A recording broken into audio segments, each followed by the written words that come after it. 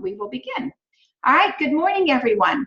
We are very happy to welcome you. Hi, good morning. How are you doing? Wonderful, great. Thank you so much. We're glad that your sound is working. Dr. Reimers, we're going to begin with introductions so that you know who's in our video conference today. And if we could begin with Ms. Delmata's class, please. Good morning. I am Eric Thomas from John Hanley High School, Winchester, Virginia. Here we have our French 3 class.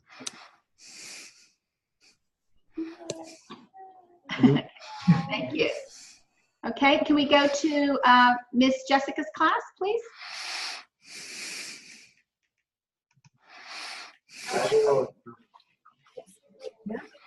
Yeah, here. Hello, everybody. We are very excited to be here. And we are from Guanajuato, Mexico. It is located in the center of Mexico, and we are from Instituto Luz. We are studying English with our teacher, Raquel. Hi, everybody. Good morning. Morning. That's it. Thank you. Please. Okay. Miss Nawal, if your class could go next. Yes. Hello, everyone. My name is Farah, and I would like to introduce my group. We are from Israel. We live in a village called Hura. We are studying at a new high school, and we are in the 10th grade. Hi. Say hi. Hi. Hello, everyone. Welcome. Okay, Marat, could you go next, please? Yeah, my name is Murat. I'm from Turkey, Istanbul.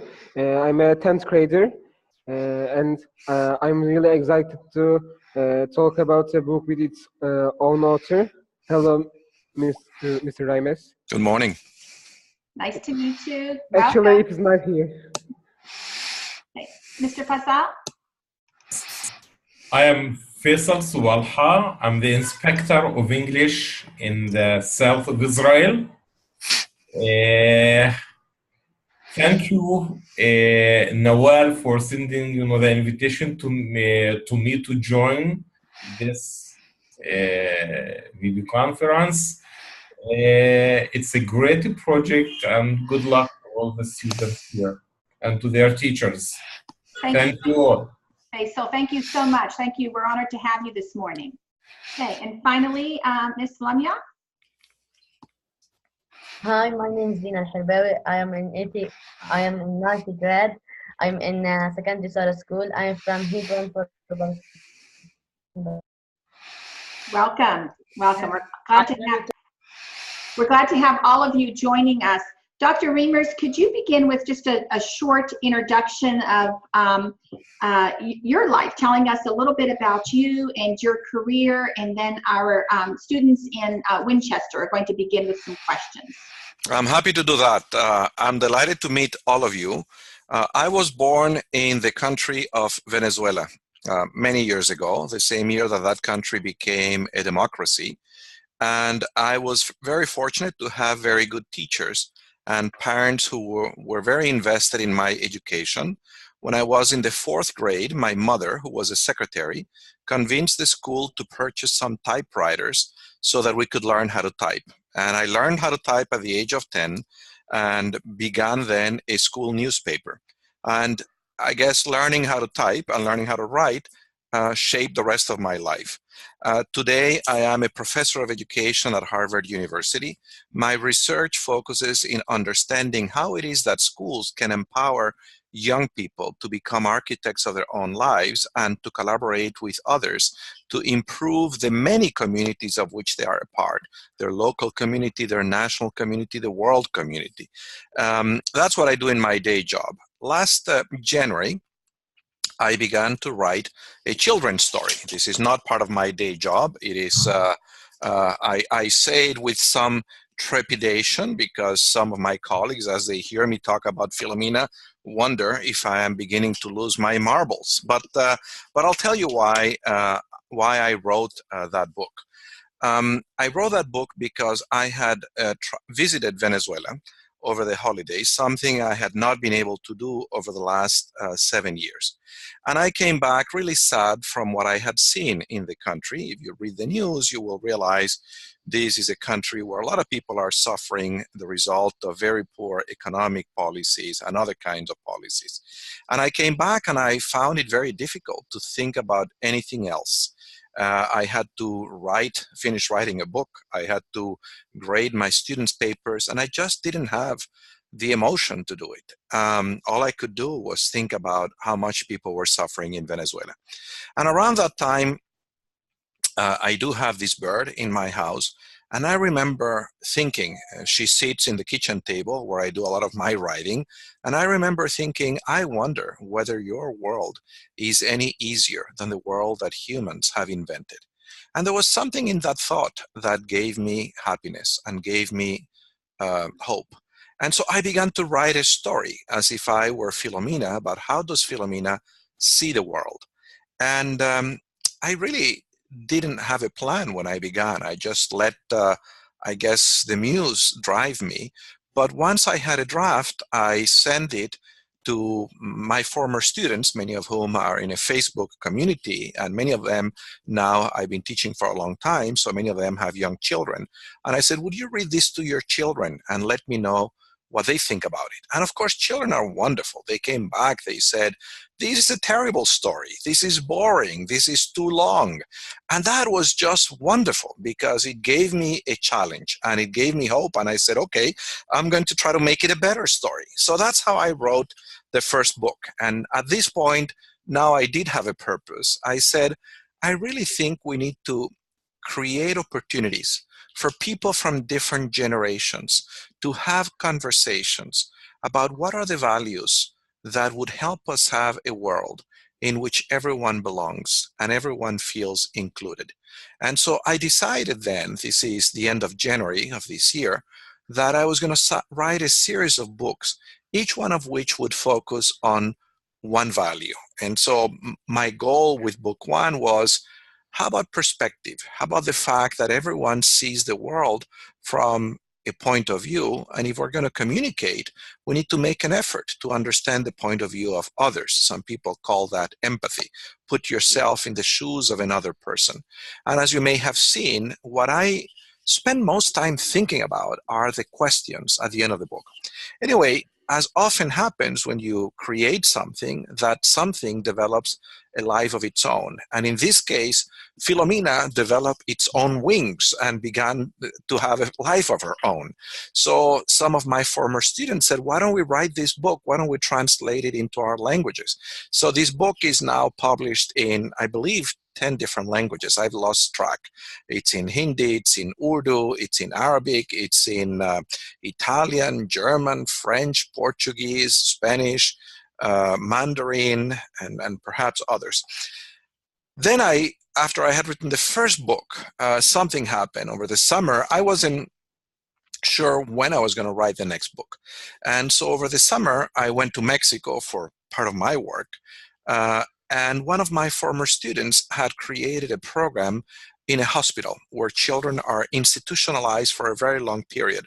And she said, would you come and read this book to the kids there? So I go to this hospital and I go into this room with children whose ages range from 5 to 18 years old. It's a little older than the group I had imagined for this book, but I read them the book.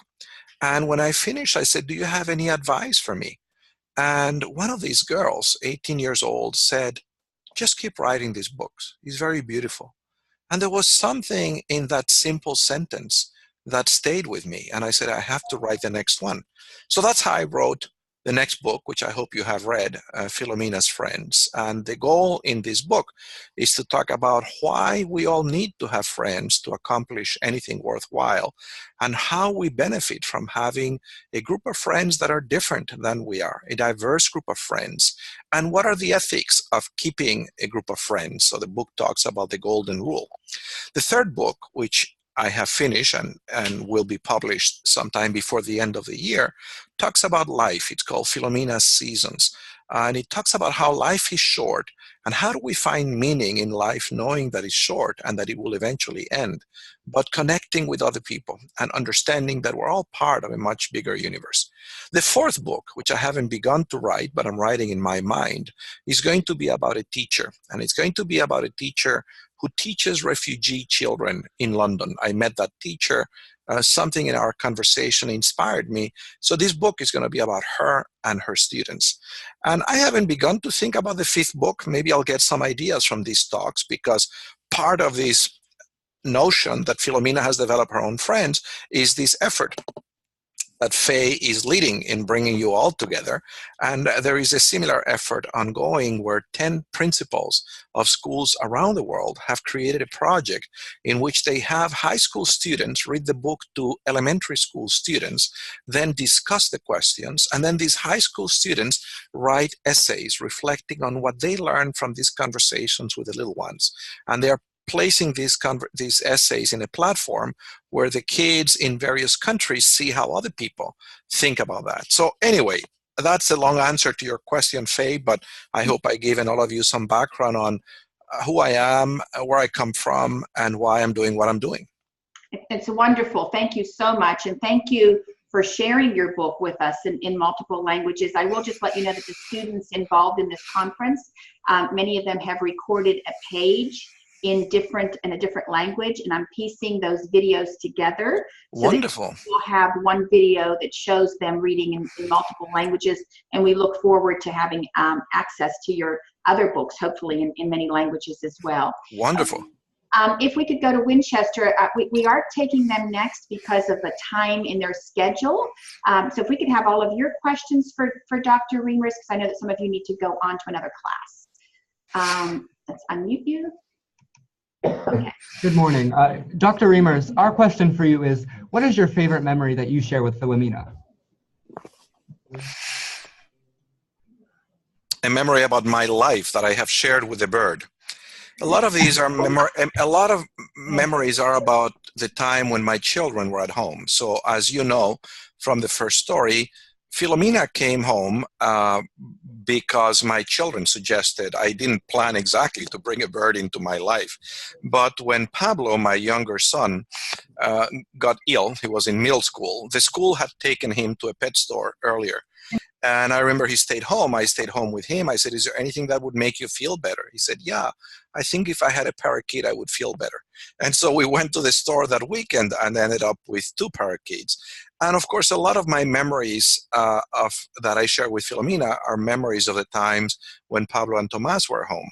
And as you can tell, I miss them. And to some extent, writing these books reminds me of that. But I do talk to Filomena. I will tell her about this conversation. I do talk to Filomena. She knows, I hope, that she's now a bit of a celebrity, that her life is in a book, and that there are people talking about her.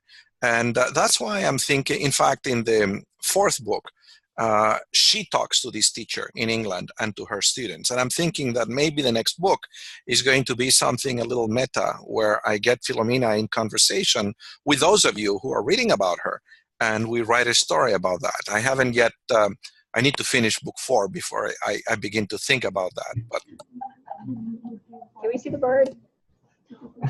Thank you so much. Sure. Do we have any more questions? So are you guys reading that book? What grade are you in?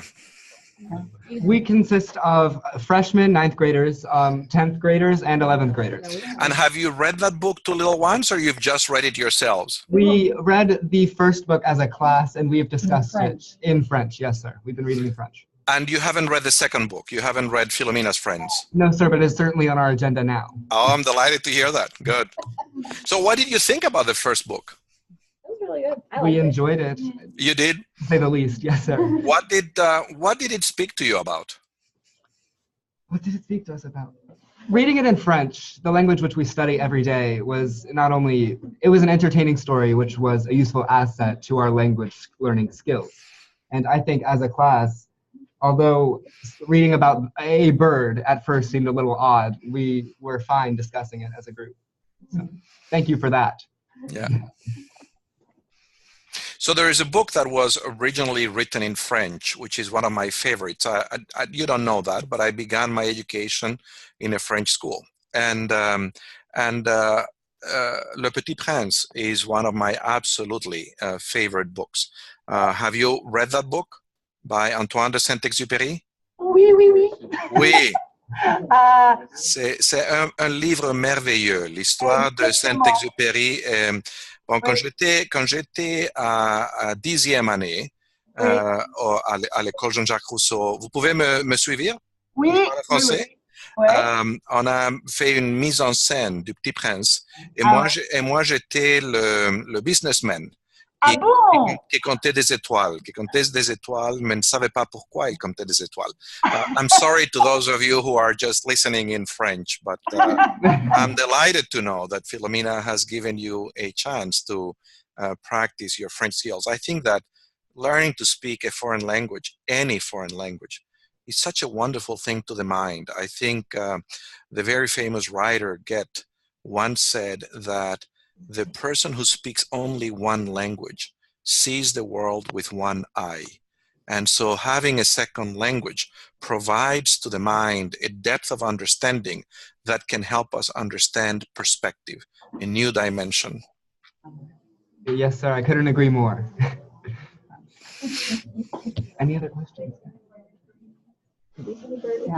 That wraps up our questions for today. We're a little short on time. Thank you so much for meeting with us. Well, thank you so much. If any of you are on Twitter and you want to tweet to me anything about Filomena, I'm easy to find at Fernando Reimers, and I will reply. Thank you. Note taken. Bye, guys. Bye-bye. Goodbye. Bye. Oh, that was wonderful. Made my day. Thank you, Faye. Faye, your microphone is on mute. I can't hear you. Okay. Okay, there you go. That was wonderful. Yes, that was wonderful. We're going to go ahead and go to the school in Mexico next. Okay, if we could take maybe 2 of your questions, and we'll come back to you if we have time. Let's take at least 2 questions from you now. Thank you. Diego. It's open. It's open. Okay, go. Hello, my name is Diego. Hola, buenos días. He speaks Spanish, so go. Yes. I have a question. I don't know if it's about your job. Yes, I'm going to say. Is Harvard like we see in the movies? Well, I don't know what movies you have seen. Harvard is a wonderful university. There are many movies about Harvard. One of my favorite movies is Love Story. It was done a long time ago, and it's about people who meet at Harvard and fall in love. That happens all the time. I met my wife when I was a student here, and so I highly recommend it for that purpose. But it's a good university for many other reasons. I don't know. In the movies, is too expensive and exclusive. Well, it's a university that at the undergraduate level is needs blind. It means that any student who is admitted without regard for ability to pay, and the university makes sure that students who are admitted can come and study here. And so that means, for example, that if a student is admitted and the family earns less than, I think it's $70,000, they get a full scholarship. Many of our students receive scholarships. At the graduate level, this is different. It depends on the school. Some schools offer more financial aid than others. As to whether it is exclusive, it is a university where at the undergraduate level, only 4% of those who apply are admitted. So in that sense, it is exclusive, but the admissions committee tries to make sure that we admit a wide variety of students from many different parts of the world with many different interests, with many different backgrounds, because we believe that we learn much from the people around us. And we try to provide every student the opportunity to meet with colleagues who are very different than they are. So I encourage you to go to the website of the university. You will find some guidance there on what is required to be admitted, and work pretty hard. And if this looks like a good match to your interest, apply. Having said that, there are 4,500 universities in the United States alone, and many of them are just wonderful, as wonderful at Harvard. So I don't think you should pin your plans to go to college on a single university, but you should not rule this one out.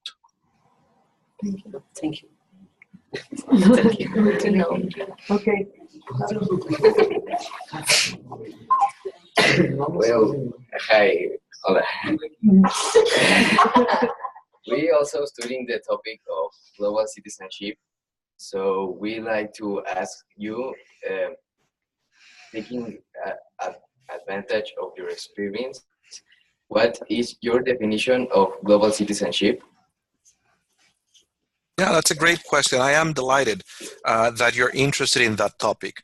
When I receive my students every year, I give them this postcard at the beginning of the year. This postcard contains the United Nations Sustainable Development Goals, which, as you know, are a compact of 17 goals that define a world that includes everyone, a world without poverty, where there is no hunger, where there is gender equality. And I invite my students, now this is a graduate school of education, to spend the year thinking about how is it that their work can help us advance these goals. To me, global citizenship is having the capacity to understand why these goals matter, having the capacity to understand that we are all part of something much bigger than any identity we have constructed for ourselves, members of the human family, that we all have a set of shared interests because of that membership, interest in having sustainable climate, interest in making sure that there is progress for everyone, and that we can all collaborate with others across all lines of difference, including across national boundaries, in helping make the world better. And so essentially global citizenship is about three things. It's about having a set of attitudes, a set of values that help us recognize that we are first and foremost humans, and that because of that, we have a bond with every other human being, and we are part of an enterprise that brings us together where we can collaborate to improve the human condition. Second, it's about knowledge. It's about understanding this world in all its beauty, all its complexity. It's about being curious about this world, about finding a little piece of all these global opportunities and saying, I'm going to become really knowledgeable, really expert in that piece. And it's about developing the capacities, the skills to collaborate across all lines of difference with other people. So one of the ways to do that is science. If you think about science, the pursuit of truth, the advancement of scientific knowledge, this is one of the most cosmopolitan activities, right? The person who studies Alzheimer's and who wants to understand what causes Alzheimer's and how do we cure it, they're not understanding Alzheimer's for the citizens of Mexico or the US. They're understanding Alzheimer's for human, right? The arts are another activity that can bring people together. Literature is another way to do that. So I have a suggestion. I have written a few books on global citizenship, which you can find online and you can download them for free. And they are books designed that have curriculum from kindergarten to high school aligned with these sustainable development goals. And these books are available both in English and in Spanish. If you give me a second, I'm going to point out one. I'm going to just reach out here in a shelf in my office. And so here's one of those books, Empowering Global Citizens. This book is also available in Spanish. The other one is called Empowering Students to Improve the World in 60 Lessons. And this one is called Learning to Collaborate to Advance the Common Good. You can find, if you tweet me, I'll send you the links of places where you can download those books for free. And maybe you can organize a study group. And what grade are you in, all of you in this conversation? We are third graders in secondary. Right, so like a ninth grade, like the ninth grade, exactly. Yeah, so you might take the grade for ninth grade and study those things. Yeah, I don't know what the ninth grade has in this book, but if you give me a second, I will tell you what the theme is for ninth grade.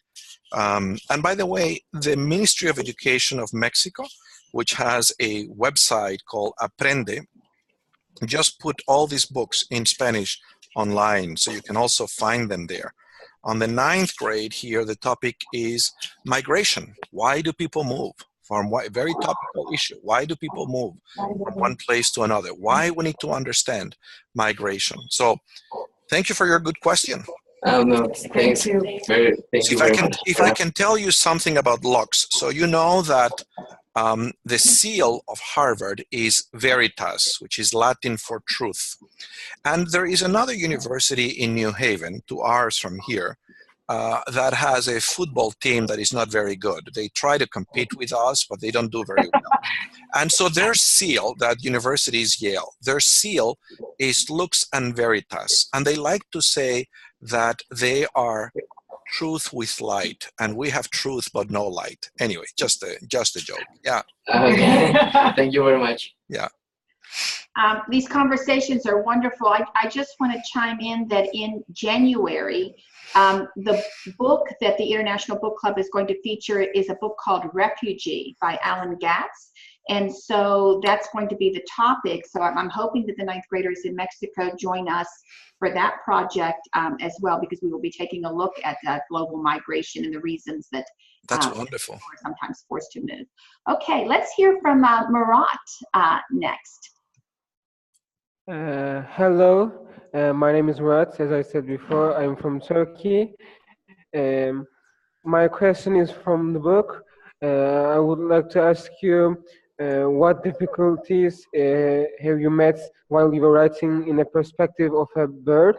Because it would be much easier to like you said, that you are going to write a book about a refugee teacher in London. I think it would be more easier because she or he's a human, and she or he would be able to tell you her or his feelings. But this is a bird; it's an animal. And have you ever met any difficulties to understand your bird's, your parakeet's feelings? Yeah, of course. I mean, just like Filomena observes me and my wife, we also observe Filomena. And so I try to imagine what it's like to be in her brain, but I can only imagine. Obviously, Filomena and I don't speak the same language. And so in reality, it's hard for me to know whether I am truly understanding how Filomena sees the world, or just projecting onto Filomena my human ideas about how she sees the world. I can tell you that what I do when I write these books is I share them with a lot of people multiple times, and I get their feedback when the book is in draft form.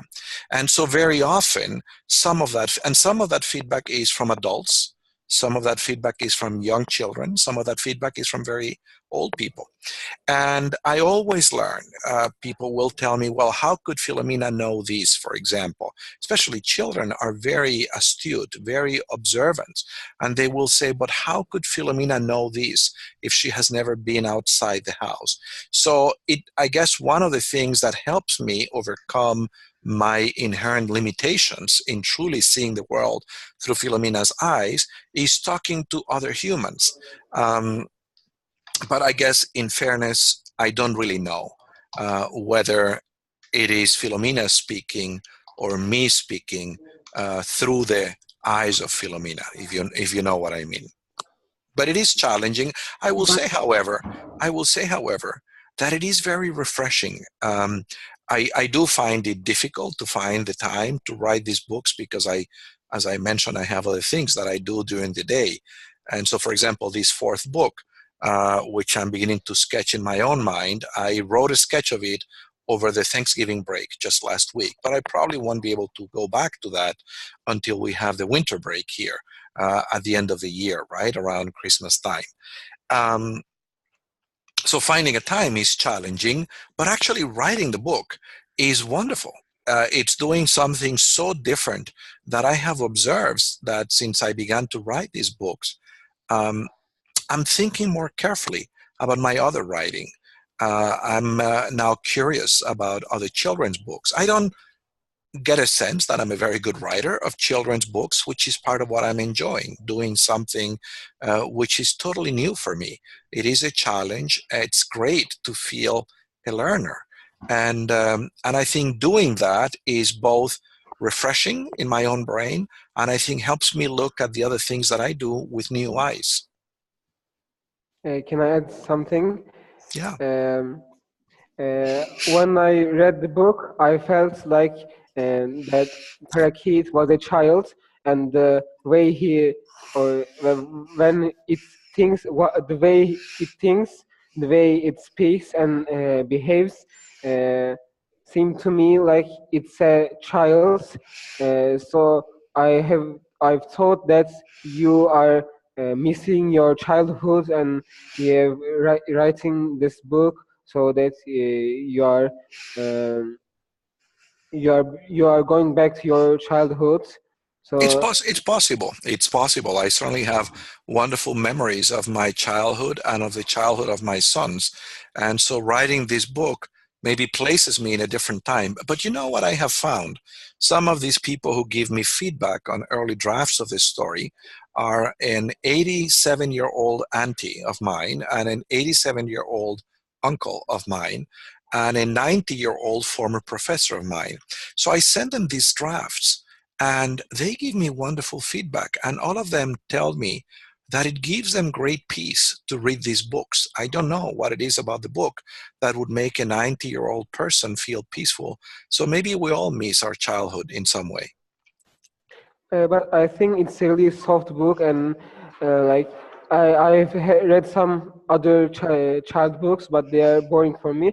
But this one didn't bore me because it was soft and it was interesting, by the way, to read in a bird's perspective. Thank you so much. Well, thank you so much for your feedback. Yeah, You made my day. what language did you read the book in? English. English. Thank What is your native language? Turkish. And you told me there is and I've searched, there is no Turkish translation. I haven't found anyone to translate it. If I find a person who wants to translate it, we'll have a Turkish publication. That's an I would assignment like to. for you, Murat. That can be an assignment for you. Yeah, I would, because it's not that long, so I would like to translate it for you. Well, write to me. Thank you. Okay, thank you. You're Murat. welcome. Thank you so much. Okay. And what school do you go to, Miraj? I'm in Darüşşafaka High School. It's a private high school in Istanbul. In Istanbul. Yeah. So I have been to Istanbul only once. I gave a graduation speech for Başakşehir University in the big football stadium that you have across from the office of the president. I had never been to a graduation in a football stadium. I loved it. And it was going to rain. I had prepared a very long speech. And I remember the president of the university saying, "Can you cut your speech? Because everybody, we have 10,000 people here. Everyone is going to get wet." So that's one of my memories of your city. That and the wonderful food that you can have in Istanbul. Thank you so much. Yeah. Thank you, Murat. Okay, let's go to our dear friends in Israel. Good morning. Good morning, good evening, everyone. It's nice to meet you all, guys. What time is it for you? What time is it for you? It's 6 p.m. 6 p.m. Wow, that's wonderful. Thank you. Do you normally stay in school so late? No. Oh, I'm delighted that you're doing it. I'm honored. Thank you. Thank you. It's a pleasure to meet you, Dr. Reimers. We are from Israel, and we have read the book in English, and you have answered some of our questions in your intro. And my question is, there are many other sensitive issues in our world.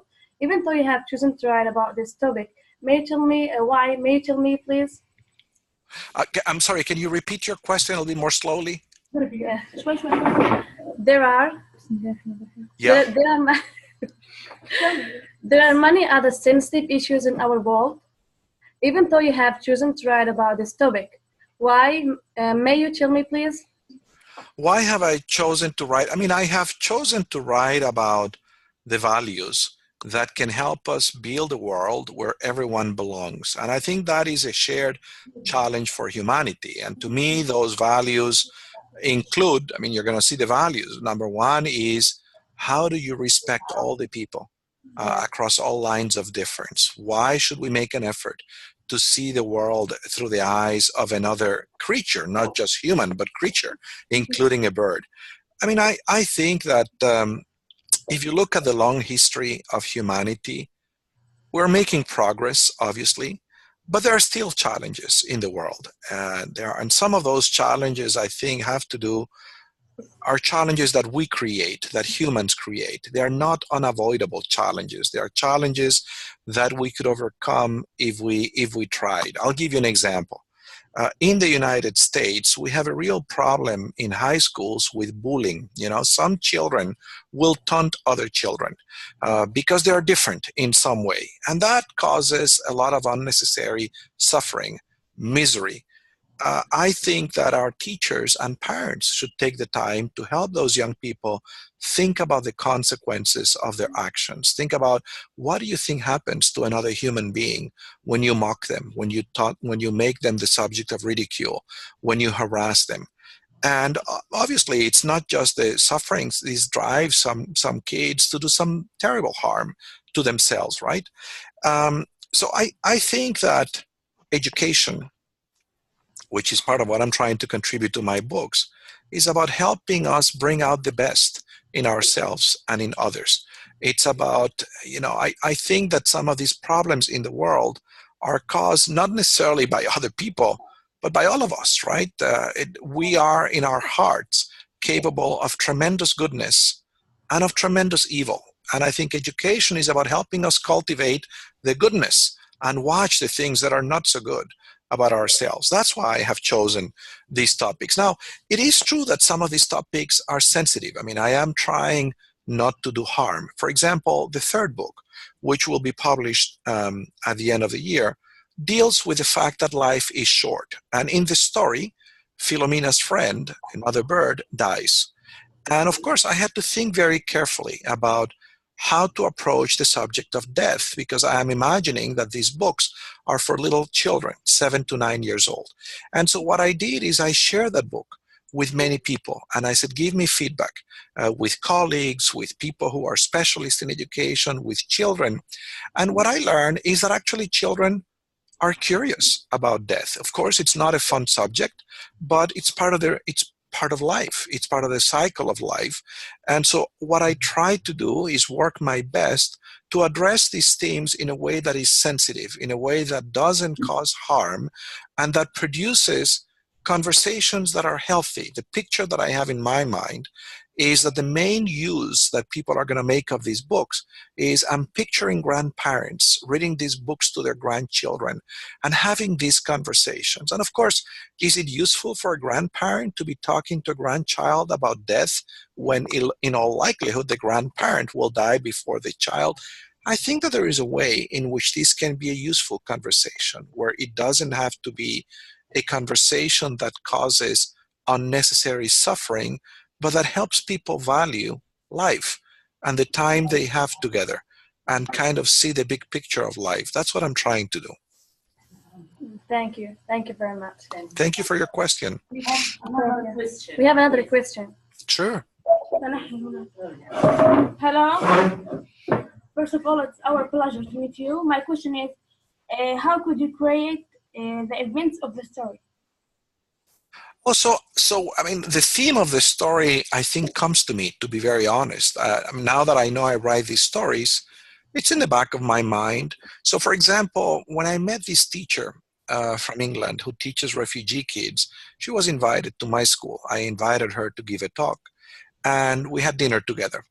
And I asked her, I hadn't decided at that point I was going to write about her, but there was something in our conversation that taught me there is a beautiful value here. I said, why do you do what you do? She basically teaches refugee kids in the UK art, how to paint. And she said, many of my children feel invisible. They have arrived in the UK. Many of them don't speak the language. They feel that nobody sees them, that nobody cares about them. And what I'm trying to do is give them a voice, allow them the opportunity to express themselves through the art, so that other people see the humanity of these children. And I thought this was so beautiful. I went home, and as I was driving home, I thought I should find a way to write about that, because this value, the value of seeing the humanity in other people, especially people who are vulnerable, like a refugee child, is a beautiful value. And the value that a teacher would choose to use her work to do that is beautiful. So that's, I don't sit and say what topic I'm going to write about. I guess the events of life, of my life, the people that I meet, the things that I encounter, some of them inspire me in a way that I say, I should write about this. Thank you. Thank you. And so that you know, at 11 o'clock, I need to be in a conversation with a group of teachers in Italy. And so I have another 4 minutes, Faye. Okay, wonderful. Thank you so much. Let's go to Miss Lamia in Palestine, and we have time for one question from you. Lolo? Thank you. Hi, my name is Lina. Good morning. I want to ask why is the bird named Filomena, and how long did it take you to write the book? How long does it take me to write the book? So it takes me about 5 to 6 months to write each book, but I don't spend every hour those 6 months writing the book. So this is the process, more or less. The hardest piece is for the story to find me. I don't find the story finds me, and it forms in my brain. I don't know how that process happens, but one day I say I should write this story. And it could be that it's a story that evolves over time. For example, for the next book, I knew since the first book that I should at some point write about Filomena and how she took care of her companion the last few weeks of his life when he died, because I observed that, and it was very beautiful to watch a bird taking care of another creature at a time when he was very vulnerable. She was feeding him, for example. So I knew that I had to write that story, but I didn't know in what way I was going to write it. So that was in the back of my mind. And I guess it was sometime in the summertime after I had come back from Mexico, and this girl had told me, keep writing these stories. I forget to tell you that this hospital is a hospital where children stay for a long time, and some of them have conditions where they will not get better and they will not come out of the hospital. So all of that was in my mind. And of course, that reminded me of that other book, of that story of how Filomena had taken care of the other bird. And one day I'm sitting in the garden in the summertime when the weather is nice. I sit in my garden and I write there, and I bring Filomena out, and I'm looking at the bird and I'm thinking about that girl in Mexico. And I think about life is short, and if we know that it's short, how do we make meaning of a life that we know is going to end? And I guess I was writing that book for that girl. I was trying to bring a story that said, well, the meaning of life isn't just in one life, it's in how that one life connects with many other lives, and how we're all part of a bigger project of humanity. So that took me, some weeks to think about that, and then I wrote a draft. And it was a sensitive draft because it dealt with the topic of the end of life. So I share it first with some adults, and actually, my 87-year-old uncle didn't like that one. He said, this is a sad topic. Why are you going to write about this? And but I used the feedback, and I hadn't completely decided at that point I was going to write it. And then I came back to the story, wrote another version, sent it to a few more people, sent it now to parents of young children, got their feedback. And so, over a 4-week period, I wrote a few drafts of that story, and then I let it sit, and I didn't go back to it for a while. And then, say a month later, I went back to the story, I read it again, I changed it, and then I talked to the artist who does the illustrations, and I share the story, and I said, why don't you do the illustrations? And we talked about what kind of illustrations. So this process, where I spend time here and there, takes between, I guess, 4 and 6 months to finish the story. But it very much, to me, it's a hobby. It's not the main thing that I do. When I come to the office, I don't write about Filomena. I try not to talk too much about Filomena at work, because as I already told you, some people are worrying that maybe a professor shouldn't be writing children's books. Yeah, children's books and picture books are for all ages, and Thank you. your book certainly covers many important themes that, even though it's a picture book that can be enjoyed by young students, the discussions that the older students had about the book and some of the themes in it were outstanding. Dr. Reimers, thank you so much. We Thank know you, Faye. how busy you are, and we really, really appreciate the time that you took with us this morning, and also your generosity in sharing the books in PDF format in the different languages. That's one of the problems of the International Book Club, is having the books for students in other countries as well as the United States. So we really appreciate that. I'm going to unmute everyone. If you could please join me in applauding Dr. Reimers and saying goodbye to each other. This was an amazing, amazing conference. Thank you so much for joining us, and please stay involved in the International Book Club. We look forward to your Thank you so much, Faye, for organizing this conversation. Thank you, all of you, for giving me the time and your ideas and your questions. I'm very happy that technology makes it possible for all of us to have a conversation and have 5 different parts of the world connected in a day. So thank you. Okay, Take care, guys. I will upload this to YouTube so that you can see it and share it with others, okay? Thank you. Bye-bye. Oh, wonderful. Thank you. Bye. Okay, thank you all so much. Please stay in touch, and I hope that you can read other books and projects. If you haven't done your recordings yet for the movie, please be sure that you do so this week so that I can share that movie with you too, okay? Lola, we need you to read your in Flipgrid, okay? Make sure that you record your pages. We just have about 6 more students that need to do that. Thank you, Jessica and Raquel in Mexico. Thank you, Miss Lamia, Miss Lamal. Faisal, it was wonderful meeting you. Thank you for joining us this morning. Okay, take care. Everybody have a wonderful, wonderful evening. Okay, have a wonderful evening or day. Thank you, Faye. Bye. Bye. Thank you all. Bye-bye.